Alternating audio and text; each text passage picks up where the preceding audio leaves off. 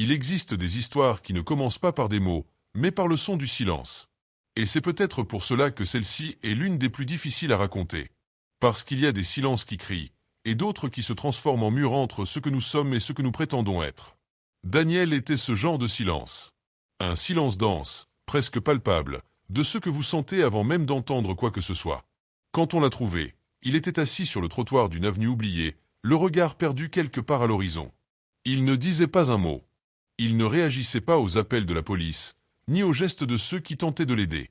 Il semblait être là, mais pas complètement. Comme si une partie de lui était restée dans un endroit que personne ne pouvait plus atteindre.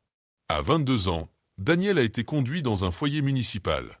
Le rapport médical indiquait simplement « mutisme absolu ». Aucune réponse verbale, aucune réaction aux stimuli sonores. Mais ce qui intriguait le plus, c'était l'absence de peur. Il ne semblait pas confus, agressif ou agité. Il semblait absent. Et ce type d'absence n'est pas physique. C'est quelque chose qui naît de l'intérieur, un trou là où existait autrefois une voix. Quand il a été orienté vers le système de santé mentale, personne n'imaginait que ce silence durerait 15 ans. 15 ans de tentatives, de diagnostics et d'échecs. Les professionnels qui ont croisé le chemin de Daniel étaient partagés entre la curiosité clinique et la frustration humaine. Ils ont tout essayé, thérapie comportementale, médicaments, séances de groupe, hypnose, même la musicothérapie. Rien. Il restait immobile, à observer le sol, les yeux grands ouverts pour quelqu'un qui semblait avoir renoncé à voir. C'était comme si son esprit s'était verrouillé de l'intérieur, bloquant tout pont menant vers le monde extérieur. Certains l'appelaient « l'homme qui avait oublié de parler ». D'autres, le fantôme du foyer. Mais il y avait là quelque chose que personne ne parvenait à déchiffrer, un calme qui semblait cacher quelque chose de bien plus profond que la peur. Avec les années, Daniel a été transféré entre différentes institutions. Les bâtiments changeaient, les routines, les médecins, mais le silence, lui, persistait. Jusqu'à ce que, dans un hôpital psychiatrique de campagne, il rencontre le psychologue qui allait tout changer. Il s'appelait André. C'était un homme à la voix douce et au regard curieux, le genre de professionnel qui préférait observer avant de questionner. Non pas parce qu'il avait renoncé aux mots, mais parce qu'il croyait que le silence, lui aussi, parle. Et c'est peut-être pour cela que, lorsqu'il vit Daniel pour la première fois, il ne tenta pas de poser des questions. Il s'assit simplement face à lui, en silence, comme on attend que le vent décide où souffler. Les jours passèrent ainsi. Des séances entières, sans qu'aucun son ne soit échangé. André prenait quelques notes, observait les mouvements infimes de Daniel, la façon dont ses doigts tambourinaient légèrement sur le bras du fauteuil, la manière dont il détournait le regard quand on s'approchait trop près. Il y avait un schéma là-dessous, quelque chose de presque imperceptible. André commença à percevoir que le silence de Daniel n'était pas vide, il était une défense. Et une défense ne se construit pas sans raison. Peut-être avez-vous déjà rencontré quelqu'un comme ça, quelqu'un qui se tait non pas parce qu'il ne veut pas parler, mais parce qu'il sent que, s'il le fait, quelque chose en lui pourrait s'effondrer. Si vous l'avez vu de près, peut-être comprenez-vous pourquoi André a décidé de continuer à essayer, même quand tous les rapports indiquaient aucune évolution. Il savait qu'il y avait quelque chose d'emprisonné en cet homme, et que parfois, il faut trouver des chemins différents pour ouvrir des portes verrouillées de l'intérieur. C'est alors qu'il eut une idée étrange, presque absurde. Un jour, il entra dans la salle de thérapie avec un échiquier. Il le posa sur la table, sans dire un mot. Il attendit simplement. Daniel observa l'échiquier avec la même expression neutre que toujours, mais quand André déplaça le premier pion, quelque chose de subtil se produisit. Les yeux de Daniel suivirent le mouvement. Ce fut suffisant. André poussa l'échiquier un peu plus vers lui, laissant l'espace ouvert. Après quelques secondes, Daniel déplaça une pièce. Ce fut son premier geste en 15 ans. À partir de ce jour, le silence continua, mais d'une autre manière. Il y avait désormais une forme de dialogue.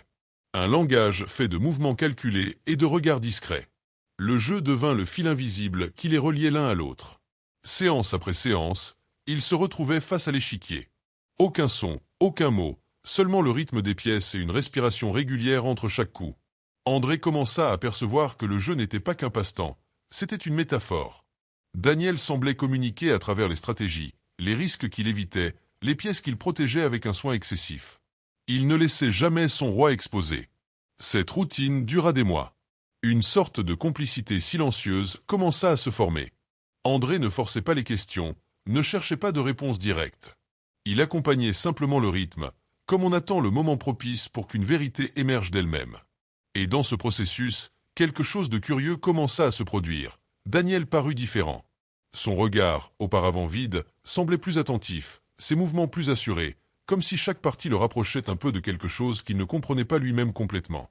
Il y avait quelque chose de symbolique dans ces parties d'échecs. André y pensait chaque soir après leur séance. Le roi, la pièce la plus importante et en même temps la plus vulnérable. Toujours menacé, toujours en fuite. Et le joueur, qui doit le protéger à tout prix. Peut-être que le silence de Daniel avait un lien avec cela. Peut-être y avait-il un roi en lui, quelque chose qui devait être protégé à tout prix, même au prix de sa propre voix. Et ce fut lors de l'une de ces journées, après une partie particulièrement intense, que l'inattendu se produisit. André commenta tout bas, presque pour lui-même, que le roi était de nouveau acculé. Il dit que parfois, il est impossible de le protéger de tous les côtés, quoi qu'on fasse. Daniel, qui jusqu'alors gardait les yeux fixés sur l'échiquier, leva lentement la tête. Pour la première fois en 15 ans, son regard rencontra celui d'André. Ce fut un regard long, lourd, chargé de quelque chose que le psychologue n'y avait jamais vu auparavant, de la peur. La main de Daniel se mit à trembler. Il tenait encore un pion, et son corps tout entier semblait lutter contre ce geste. André resta immobile, sans rien dire. L'air dans la pièce devint dense, comme si le temps s'était arrêté.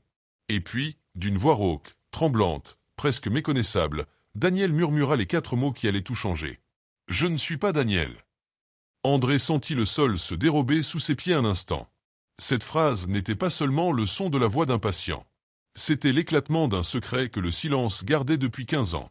À partir de ce moment, tout ce que l'on savait sur Daniel ou sur celui qu'il prétendait être commença à s'effondrer. Mais que pouvait bien vouloir dire cette phrase? Qui était cet homme, finalement, s'il n'était pas Daniel? Pourquoi avait-il vécu si longtemps dans le silence, dissimulant une identité qui semblait si douloureuse à porter? André savait qu'à partir de ce moment, la donne avait complètement changé. Et peut-être que vous, qui m'écoutez en ce moment, sentez aussi cette curiosité grandir en vous. Si vous voulez comprendre ce qui se cachait derrière ces mots, et ce que le silence de Daniel dissimulait vraiment, restez avec moi jusqu'à la fin de cette histoire. Parce que la suite n'est pas seulement l'histoire d'un homme qui a perdu sa voix, c'est l'histoire de ce qui arrive quand la culpabilité décide de parler à notre place. Dans cette petite pièce, éclairée par une fenêtre étroite laissant passer une lumière pâle de fin d'après-midi, le silence qui suivit la phrase de Daniel fut presque assourdissant. André ne répondit pas. Il n'y avait rien à dire. Que fait-on face à une vérité qui démolit 15 ans de mystère? Il se contenta d'observer l'homme en face de lui, qui respirait désormais avec difficulté, comme si chaque mot lui avait arraché quelque chose de l'intérieur. C'était la première fois que sa voix résonnait ici, et elle sonnait comme quelque chose de brisé, un mélange de peur et de libération. André attendit. Il avait appris, avec le temps, que certaines vérités ont besoin d'espace pour respirer. Daniel, ou qui qu'il fût, porta les mains à son visage et resta immobile de longues minutes. On aurait dit qu'il tentait de rattraper ce qui lui avait échappé, comme si ses propres paroles avaient trahi le secret qu'il avait tant lutté pour garder enfoui. Quand il baissa enfin les mains, son regard était différent. Il n'y avait plus ce vide absolu. À sa place, il y avait de la douleur. Une douleur ancienne, de celles qui ne vieillissent pas. Les jours suivants, André décida de ne pas le presser. Il savait que le terrain était fragile, et qu'un faux pas pourrait refermer la porte qui, avec tant d'efforts, s'était entr'ouverte. Les séances continuèrent, mais dans un silence différent désormais. Daniel semblait fatigué, mais quelque chose dans son comportement avait changé, de petites expressions auparavant invisibles commencèrent à apparaître. Un regard furtif, un soupir contenu, un geste hésitant des mains. C'était comme si, pour la première fois depuis des années, il permettait à la vie de toucher à nouveau sa peau. Lors d'une des séances suivantes, André apporta à nouveau l'échiquier. Il le posa sur la table et attendit. Daniel regarda les pièces, mais n'en bougea aucune. Son attention se fixa sur le roi. Il le contempla un moment, puis dit d'une voix basse, presque un murmure, « Il ne sait pas qu'il est sans le jeu. » André l'écouta avec attention, sans l'interrompre. Daniel poursuivit, « Si le jeu s'arrête, il meurt. Alors il joue pour toujours, même fatigué. » André comprit, à cet instant, que la phrase « Je ne suis pas Daniel » n'était pas qu'une métaphore. Il y avait quelque chose de littéral là-dedans. Une erreur d'identité, peut-être, ou une profonde confusion entre la mémoire et la culpabilité. Il était trop tôt pour le savoir. Mais il y avait un nom enterré dans ce silence, et maintenant, lentement, il commençait à vouloir être retrouvé. André se plongea dans les anciens dossiers. Il rechercha des documents, des rapports, des tentatives de contact avec la famille. Le nom, Daniel, apparaissait dans de vieilles fiches de police, mais aucun proche n'avait été localisé. C'était comme s'il était apparu de nulle part à 22 ans, sans passé, sans origine. Cette absence d'histoire, qui semblait auparavant un simple détail bureaucratique, sonnait désormais comme un vide criant. Un certain après-midi, durant une séance où l'air semblait plus lourd que d'habitude, André demanda avec douceur « Pouvez-vous me dire ce que vous vouliez dire quand vous avez dit que vous n'étiez pas Daniel ?» La question flotta dans l'air, sans précipitation. Daniel resta silencieux, regardant fixement l'une des pièces de l'échiquier, un pion blanc, le même qu'il tenait le jour où il avait parlé pour la première fois. Après un long silence, il répondit « Parce que Daniel est mort ». André retint son souffle. Non pas parce qu'il doutait, mais parce qu'il percevait le poids de ses mots. « Et qui êtes-vous, alors » demanda-t-il, d'une voix basse. Daniel détourna le regard, les yeux embués, et murmura quelque chose de presque imperceptible. « Je suis celui qu'il a laissé mourir. » Les mots résonnèrent dans l'esprit d'André, qui sentit un frisson parcourir son corps. Il savait qu'il était face à quelque chose qui dépassait tout diagnostic clinique. Cet homme n'était pas seulement confronté à un traumatisme, il vivait à l'intérieur, emprisonné dans l'identité de quelqu'un qui n'existait plus. C'était comme s'il avait construit une seconde vie pour protéger la première, une vie faite de silence, où il n'y avait ni jugement, ni question. Seul le vide nécessaire pour supporter le poids de la culpabilité. Les semaines suivantes, André se consacra à comprendre l'histoire derrière cette révélation. Il commença à introduire de petites questions, non pas directes, mais subtiles, qui pourraient faire revenir les souvenirs sans forcer Daniel à revivre. Il questionnait sur des lieux, des sons, des odeurs, des fragments de mémoire. Et, petit à petit, des morceaux commencèrent à émerger. Une plage, une rivière, l'odeur des algues mêlées au vent, le son de rire d'enfants, l'image de deux enfants courant au bord de l'eau. C'est alors que le nom apparut pour la première fois, Lucas. André remarqua que quand Daniel se référait à « lui », il le faisait d'une manière presque affective, comme on parle d'un frère perdu. Mais il y avait quelque chose d'étrange dans sa façon de parler, comme si le « lui » et le « je » se confondaient. André commença à comprendre que Lucas n'était pas seulement un souvenir de Daniel. Lucas était celui qu'il était réellement. La révélation ne vint pas d'un coup. Elle émergea en petites confessions, en gestes, en fragments. Lors d'une séance, Daniel dit « Sa mère pleurait tout le temps. Elle pensait que c'était un accident. Mais je sais que ce n'était pas que ça. » André demanda « Vous étiez là ?» Il répondit « J'étais lui. » C'en était assez. La vérité, bien que fragmentée, commençait à prendre forme. Il y avait deux garçons, Daniel et Lucas, cousins, inséparables dans l'enfance. Un accident, une noyade, et un secret qui n'aurait jamais dû être dit. André commença à sentir le poids de ce qui allait venir. Il comprenait que l'esprit humain, quand il est acculé par la culpabilité, est capable de construire des mondes entiers pour survivre. Certains créent de faux souvenirs, d'autres effacent les vrais. Mais Daniel ou Lucas étaient allés plus loin. Il avait effacé sa propre voix pour que le silence puisse cacher la vérité. À chaque séance, les mots venaient avec plus de difficulté, comme si chaque souvenir coûtait un morceau d'âme. Daniel décrivit le jour de l'accident en fragments décousus, le bruit de l'eau, le rire de Daniel, la peur qui était venue ensuite. Et puis le désespoir. Il est tombé dans l'eau. J'ai essayé de le retenir, mais il a glissé. J'ai crié, mais personne n'a entendu. André écoutait en silence, le cœur serré. Daniel tremblait, les yeux fixés sur un point au loin, comme s'il pouvait encore voir le moment se répéter devant lui. C'est à cet instant qu'André comprit le véritable sens de ce silence. Ce n'était pas une maladie, ni un trouble. C'était une punition. Lucas avait réduit sa propre voix au silence comme un serment. Un vœu de silence pour porter le nom de son cousin mort, comme si, ce faisant, il pouvait le ramener à la vie. Et peut-être que vous, qui écoutez cette histoire maintenant, pouvez comprendre l'ampleur de ce poids. Parfois, l'être humain fait tout ce qu'il peut pour ne pas affronter l'abîme de la culpabilité. Certains tentent d'oublier, d'autres se construisent des masques. Lucas, lui, s'était construit un autre nom, une autre vie. Et quand ce mensonge était devenu insupportable, le silence était devenu la seule façon de continuer à exister. André savait qu'il restait beaucoup à révéler, mais il comprenait aussi que la vérité, quand elle vient, ne demande pas la permission. Elle envahit, elle déchire, et elle exige d'être dite. Et dans ce cabinet, entre les pièces d'échecs et les murmures brisés, une vérité longtemps enterrée était sur le point d'émerger complètement. Mais avant cela, il fallait comprendre ce qui s'était passé dans le passé, le jour où tout s'était brisé. Et c'est ce qui vient maintenant.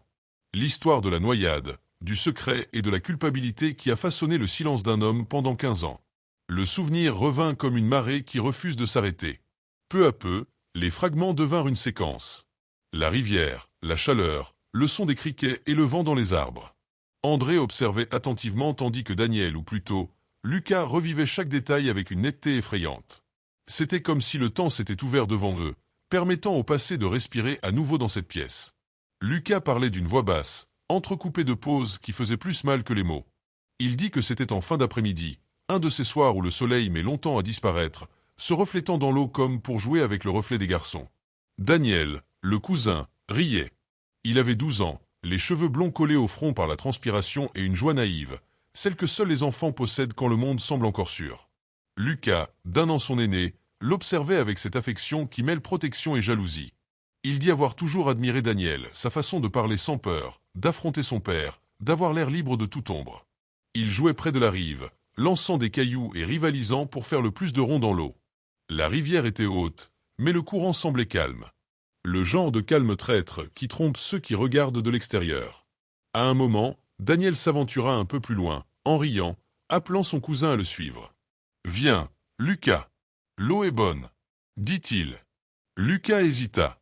Il se souvint de la peur qu'il avait ressentie, mais aussi de la honte à la montrer. Et puis, dans un élan pour prouver qu'il n'était pas lâche, il fit un premier pas. Puis un second. Le courant, si inoffensif en apparence, tira d'abord sur leurs chevilles, puis leurs genoux. En quelques secondes, les rires se transformèrent en cris. Daniel essaya de revenir, mais glissa sur les pierres couvertes de vases. Lucas tendit la main, mais la distance entre eux augmentait. « J'ai essayé, docteur. Je vous jure que j'ai essayé, » disait-il, les larmes coulant sans contrôle maintenant. J'ai attrapé son bras, mais il a glissé, il m'a regardé, et puis il a disparu. André n'interrompit pas. Il observait simplement l'homme devant lui, courbé, les épaules tremblantes, la voix mêlée de sanglots. C'était le garçon qui n'était jamais vraiment sorti de cette rivière. Un garçon qui, prisonnier de sa culpabilité, était devenu l'otage de son propre souvenir. Lucas continua. « J'ai couru chercher de l'aide, mais personne ne m'a entendu. Quand on est revenu avec moi, il était trop tard. Ils ont retrouvé son corps quelques mètres plus loin, coincé entre les pierres. » Le silence qui suivit fut presque sacré. André comprit que ce qui venait après était encore plus douloureux. « Sa mère m'a pris dans ses bras, docteur, » dit Lucas, la voix brisée. Elle m'a pris dans ses bras et m'a demandé ce qui s'était passé. J'ai dit que je ne savais pas. J'ai dit qu'il avait glissé. Et elle m'a cru. C'est à ce moment-là, raconta-t-il, que la culpabilité avait commencé à grandir. Non pas à cause de la mort, mais à cause du mensonge. Cette nuit-là, quand j'ai vu son corps, je ne pouvais pas le regarder. Je me suis détesté. Je ne voulais plus être moi. Le ton de sa voix changea. Devint presque enfantin. Je voulais être lui. Parce que lui, il était le bon, l'aimé. Si j'étais Daniel, peut-être que je pourrais réparer ce que j'avais fait. André sentit le poids de ces mots. L'esprit de Lucas, encore immature et détruit par le traumatisme, avait trouvé une logique cruelle pour survivre, effacer son propre nom. Il raconta que, les jours suivants, la mère de Daniel était sous le choc, et la famille avait décidé de l'envoyer, Lucas, chez des parents éloignés, pour l'aider à passer à autre chose. Mais en lui, quelque chose s'était brisé pour toujours. « J'ai commencé à rêver de lui, » dit-il. Je rêvais qu'il revenait et me demandait de vivre sa vie, de prendre sa place. Qu'il ne voulait pas que sa mère souffre. André demanda « Et qu'avez-vous fait ?» Lucas regarda le sol, les yeux pleins d'une honte ancienne. « J'ai accepté. » Les années suivantes furent un flou. Il retourna dans la ville de la famille, et petit à petit, les gens se mirent à l'appeler Daniel. Non pas qu'ils y croient, mais parce qu'il insistait. Il disait « Je suis Daniel ». Il corrigeait ceux qui l'appelaient Lucas. Les enfants riaient, les adultes étaient tristes, mais personne ne savait quoi faire. Jusqu'à ce que, face à son désespoir et son refus d'accepter la vérité, on décide de le placer dans une institution pour enfants. Là, le silence commença. Lucas expliqua que, les premières semaines, il parlait encore. Il disait qu'il était Daniel, que Lucas était mort, qu'il devait continuer la partie. Les thérapeutes parlaient de déni, mais avec le temps, il commença à sentir que personne ne l'écoutait. Personne ne le croyait. La colère et la confusion grandirent, jusqu'à ce qu'une nuit, sans réfléchir, il décida de ne plus jamais parler. « Si personne n'écoute la vérité, à quoi bon parler ?» dit-il. « J'ai pensé que si je restais silencieux, il pourrait revenir. Que Daniel reviendrait me chercher. Le silence était devenu son refuge. Et, avec les années, sa prison aussi. À sa majorité, il fut transféré dans un établissement pour adultes, toujours enregistré sous le nom de Daniel. Ce nom était devenu son armure. Personne ne savait plus qui était Lucas. Le vrai Lucas était mort en même temps que son cousin, pas physiquement, mais d'une autre manière, plus cruelle et invisible. André écoutait tout, avec un mélange d'empathie et de douleur. En plus de 20 ans de carrière, il n'avait jamais été témoin d'une histoire aussi profondément humaine. Un homme qui avait effacé sa propre identité pour préserver l'image d'un innocent. C'était comme si le silence avait été la forme la plus pure et la plus tragique de pénitence. Tandis que Lucas parlait, le psychologue se demanda combien de personnes dans le monde vivaient prisonnières de versions déformées d'elles-mêmes. Combien se taisaient, combien faisaient semblant, combien se perdaient entre culpabilité et amour. Et peut-être que vous, qui écoutez cette histoire maintenant, avez déjà ressenti quelque chose de similaire, pas le poids de la culpabilité d'une tragédie, mais le fardeau de porter quelque chose que vous ne pouviez pas dire. Si vous vous êtes déjà caché dans votre propre silence, peut-être comprenez-vous pourquoi cette histoire parle plus de pardon que de douleur. Les séances suivantes furent consacrées à reconstruire ce qui restait de l'identité de Lucas. André ne l'appelait plus Daniel, mais évitait aussi de le forcer à utiliser son vrai nom. Il savait qu'il fallait du temps, le temps d'un esprit qui avait passé sa vie à se protéger de lui-même. Mais petit à petit, quelque chose changea. Lucas parlait davantage. Il racontait de petites choses, l'odeur de la maison de sa tante, le goût du pain au lait que son cousin aimait, la peur de dormir seul. C'était comme si, en parlant de Daniel, il parlait de lui-même. Un jour, André demanda « Quand vous dites que vous avez accepté d'être lui, quand est-ce que cela a commencé à faire mal ?» Lucas réfléchit un instant et répondit « Quand j'ai réalisé que je ne me souvenais plus de qui j'étais. » Ce fut une phrase simple, mais qui disait tout. Lucas avait vécu si longtemps dans l'ombre de Daniel que sa propre identité s'était dissoute. Le silence n'était pas qu'une défense, c'était un deuil. Un deuil de soi-même. André comprit alors que leur travail n'était pas seulement de faire parler Lucas, mais de lui faire se souvenir. Reconstruire un « je » qui avait été effacé par le traumatisme et la culpabilité. Et pour cela, il faudrait revisiter des lieux, des noms, des souvenirs. Il faudrait retourner à l'endroit où tout avait commencé, la rivière. Et c'est exactement ce qui allait arriver. André savait que c'était risqué, mais il savait aussi que, sans ce retour, Lucas ne se libérerait jamais du fantôme qui l'accompagnait. Et peut-être qu'en affrontant à nouveau la rivière, il pourrait enfin se pardonner. Quand André suggéra le voyage, le silence envahit à nouveau la pièce. Lucas baissa la tête, les doigts tremblants sur l'échiquier. La rivière était toujours un fantôme dans sa mémoire, et la seule idée de la revoir faisait réagir son corps avec une tension presque physique. Mais quelque chose en lui, peut-être le même instinct qu'il avait maintenu en vie toutes ces années, savait qu'il fallait y retourner. Et alors, après quelques jours de réflexion, il se contenta d'un hochement de tête. Le voyage eut lieu par une fin d'après-midi nuageuse, comme si le ciel portait lui aussi le poids de ce qui allait se passer. La voiture suivait une route étroite, bordée de vieux arbres et de champs abandonnés. Lucas regardait par la fenêtre, en silence, observant le paysage défiler comme des souvenirs flous. André, au volant, respectait le temps de ce silence. Il savait que dans certains voyages, les mots ne font que gêner. Après des heures de route, ils arrivèrent au petit village où tout avait commencé. L'endroit semblait figé dans le temps, les maisons simples, l'odeur de terre mouillée, le son lointain d'un chien qui aboie. Pour n'importe qui d'autre, ce n'aurait été qu'un village ordinaire. Pour Lucas, c'était un cimetière invisible, où le garçon qu'il avait été attendait toujours d'être pardonné. Quand ils sortirent de la voiture, l'air sembla plus dense. André observa Lucas marcher lentement vers la rive. Ses pas étaient hésitants, comme si chaque mouvement le rapprochait d'un abîme. Le bruit de l'eau qui coule ramena une avalanche de souvenirs. Le rire de Daniel, le reflet du soleil sur la surface, l'instant précis où tout s'était écroulé. Lucas s'arrêta, immobile, les yeux fixés sur le courant. « C'est ici, dit-il, la voix rauque. » André s'approcha, gardant ses distances, sans vouloir envahir ce moment. Lucas continua à regarder, jusqu'à murmurer « Je pensais que si je revenais, il serait encore là. » Le psychologue savait que ce n'était pas le moment pour des explications rationnelles. L'esprit, face à la culpabilité, crée ses propres réalités. André répondit simplement avec calme. « D'une certaine manière, il l'est. En vous. » Lucas respira profondément, sa poitrine se soulevant de façon irrégulière. « Je n'arrive plus à me souvenir de sa voix, dit-il. Ni vraiment de son visage. Je me souviens seulement de ses yeux quand il a coulé. C'est ça qui me hante. » André fit un pas en avant. Et si ce qu'il voulait, ce n'était pas que vous vous souveniez du moment de sa mort, mais des moments de sa vie. Lucas le regarda, confus. André poursuivit. Peut-être que la meilleure façon d'honorer qui il était, ce n'est pas de continuer à être lui, mais de lui permettre de reposer. Ces mots semblèrent traverser l'air comme une décharge. Lucas baissa la tête, son corps tremblant. Il pleurait en silence, des pleurs anciens, étouffés, le genre de pleurs qui n'appartiennent plus au présent, mais à un temps qui ne s'est jamais terminé. Il resta ainsi de longues minutes, jusqu'à ce qu'il s'agenouille finalement et touche l'eau. « Pardon, murmura-t-il. Pardon d'avoir essayé de te remplacer. Pardon de ne pas avoir eu le courage d'être moi. » André observait, immobile. Il n'y avait aucune technique pour ce moment, aucun manuel pour guider quelqu'un vers l'endroit exact où la douleur a commencé. Il n'y avait que l'humain face à l'humain, le thérapeute et le patient, tous deux touchés par la même fragilité qui nous rend tous vulnérables. Le vent se leva, soulevant de petites vagues à la surface de l'eau. Lucas ferma les yeux. Un instant, il crut entendre des rires. Ces rires que le temps avait effacés. Le son était léger, lointain, mais assez réel pour lui arracher un sourire, le premier depuis tant d'années. Dans ce sourire fragile, il y avait un abandon.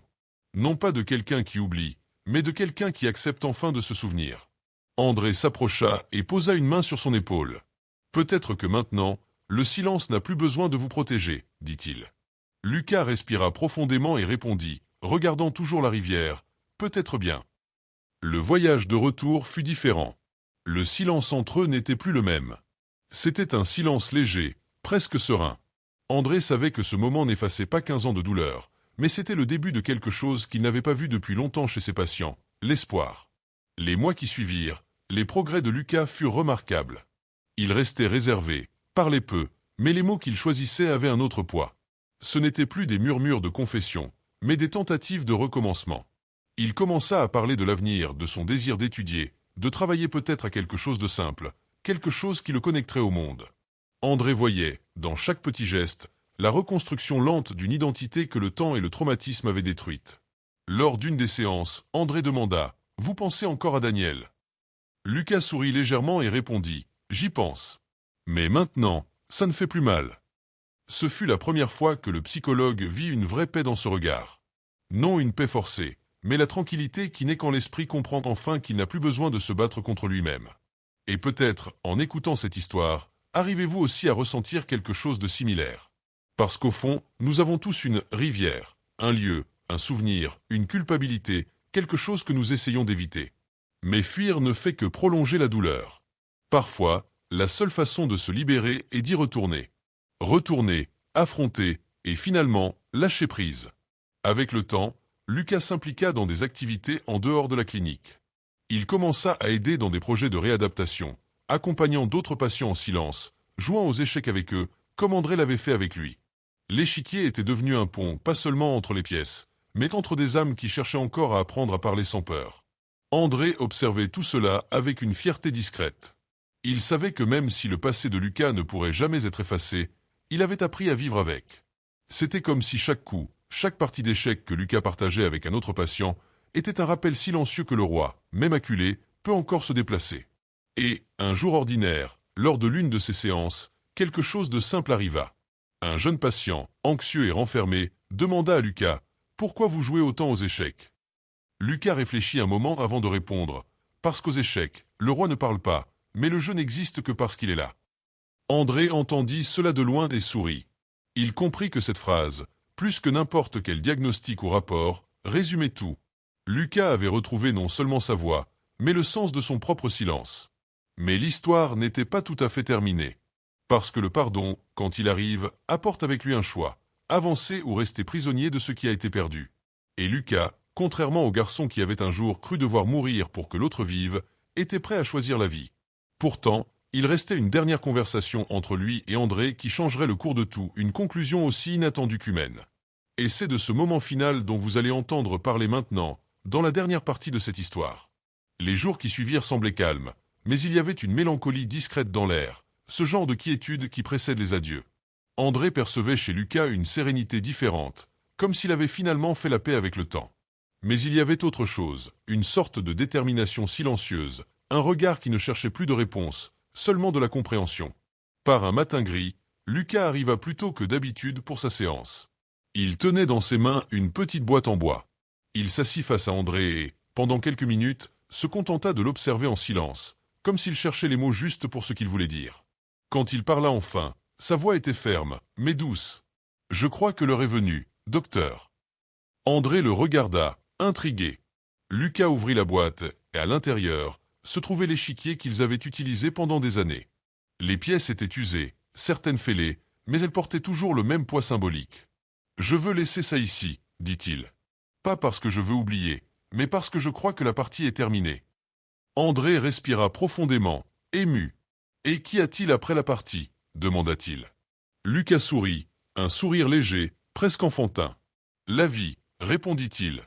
La conversation se poursuivit pendant quelques minutes, entre pauses et souvenirs. Lucas parla de projets simples, peut-être travailler comme bénévole, peut-être étudier. Il parla aussi de son désir de rendre visite à la mère de Daniel, de lui dire la vérité. André hésita un instant, mais il savait qu'il ne pouvait pas l'en empêcher. La vérité, quand elle a mûri, doit être dite. Quelques semaines plus tard, Lucas tint sa promesse. Il se rendit à l'ancienne maison de la famille. La femme qui ouvrit la porte avait beaucoup vieilli, mais ses yeux avaient la même douceur que dans ses souvenirs. Elle le reconnut immédiatement, mais ne prononça pas son nom. Elle se contenta de sourire, comme on retrouve quelque chose que le temps a emporté, mais que le cœur n'a jamais oublié. Ils s'assirent sur la véranda, en silence, regardant le crépuscule. Lucas dit la vérité, calmement, sans larmes. Il dit que Daniel était parti ce jour-là dans la rivière, et que lui, rongé par la culpabilité, avait pris la place de son cousin mort. La femme écouta tout, silencieuse, sans l'interrompre. Quand il eut terminé, elle tendit simplement la main et toucha son visage. « Je l'ai toujours su, » dit-elle. « Mais si le silence était la façon dont tu as trouvé pour survivre, je n'ai jamais voulu le briser. Maintenant que tu as parlé, Daniel peut reposer. Et toi aussi. » Ce fut le pardon le plus simple et le plus puissant que Lucas puisse recevoir. Un pardon qui ne venait pas de mots élaborés, mais du regard d'une mère qui avait compris l'amour caché derrière une tragédie. En quittant cette maison, Lucas marcha lentement dans la rue de terre. Le soleil se couchait déjà, peignant le ciel en orange et or. Le vent apportait l'odeur de l'eau au loin, et il sourit. Pour la première fois depuis qu'il était enfant, il se sentit entier. Non pas parce qu'il avait oublié le passé, mais parce qu'il l'avait enfin accepté. Les mois passèrent. Lucas continua son traitement, mais maintenant en tant qu'homme qui avait choisi de vivre. Il aidait d'autres patients, enseignait les échecs comme une forme de dialogue silencieux. Sans s'en rendre compte, il était devenu le même type de présence qu'André avait été pour lui. Calme, patient, capable d'écouter même quand personne ne parle. Un certain après-midi, André le trouva assis dans le jardin de l'institution, regardant le coucher de soleil. Il s'assit à côté de lui, sans rien dire. Au bout d'un moment, Lucas brisa le silence. « Vous savez ce que j'ai réalisé, docteur ? J'ai passé la moitié de ma vie à essayer de protéger le roi. Mais le roi n'avait pas besoin d'être sauvé. Il voulait juste que la partie se termine en paix. » André sourit. « Et elle est terminée ?» demanda-t-il. Lucas regarda l'horizon. « Elle est terminée. Mais maintenant, je veux jouer une autre partie. » Ce fut leur dernière séance. Lucas fut libéré quelques mois plus tard. Il partit sans bruit, laissant simplement une lettre sur le bureau d'André. Dans cette lettre, écrite d'une écriture tremblante, il n'y avait que quelques lignes. « Docteur, pendant très longtemps, j'ai vécu en essayant d'être un autre. Aujourd'hui, je comprends qu'être moi est aussi suffisant. Le silence vit toujours avec moi, mais maintenant, il ne me fait plus peur. Merci de m'avoir appris que le roi, même acculé, peut encore se déplacer.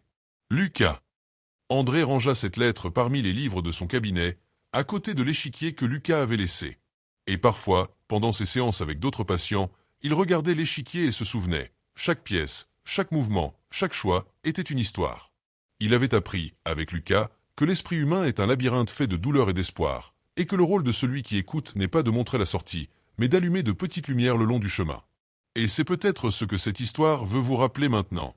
Que nous portons tous, à un moment donné, un silence en nous.